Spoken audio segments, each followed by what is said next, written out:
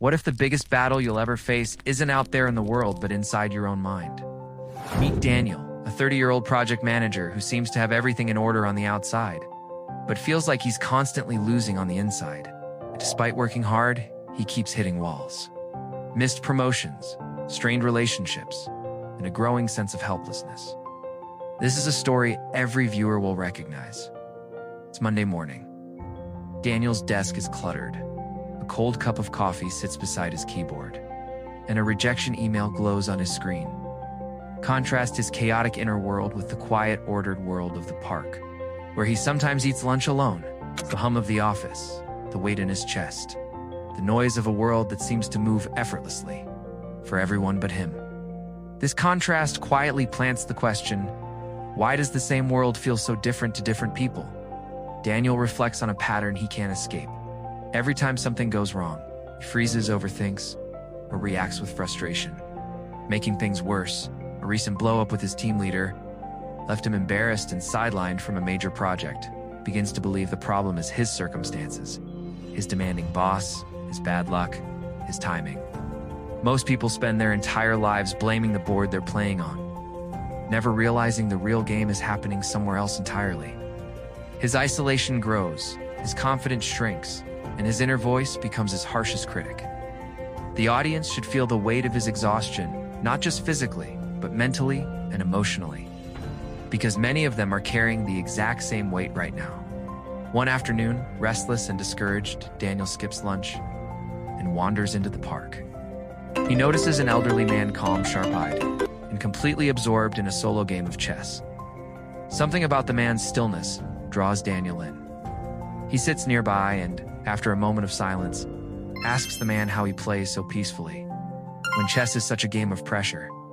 The old man smiles and says simply, "I don't play against the board.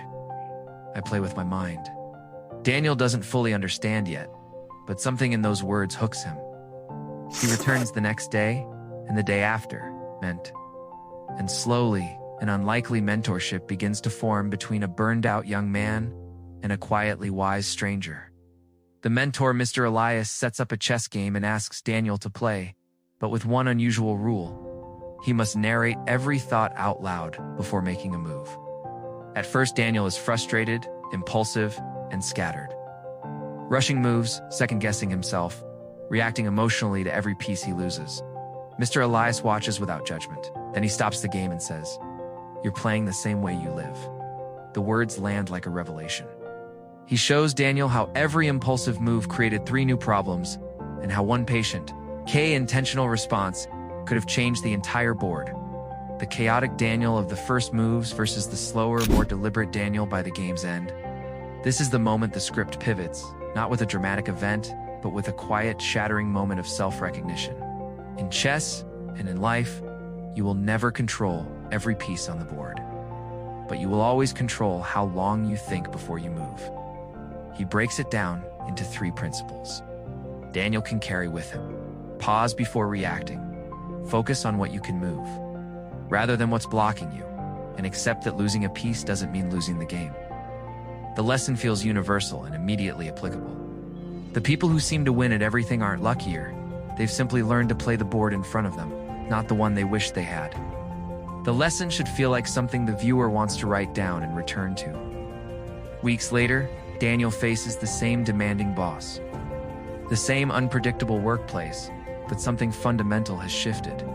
When a new conflict arises, he pauses, he breathes. He asks himself, what's the smartest move here?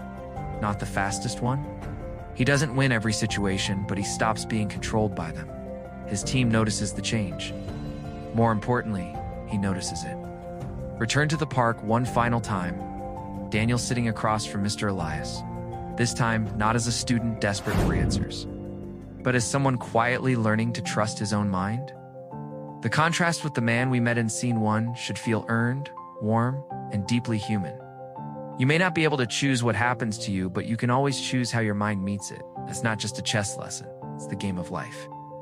Encourage viewers to reflect on one situation they've been reacting to, and invite them to like, share, and subscribe for more.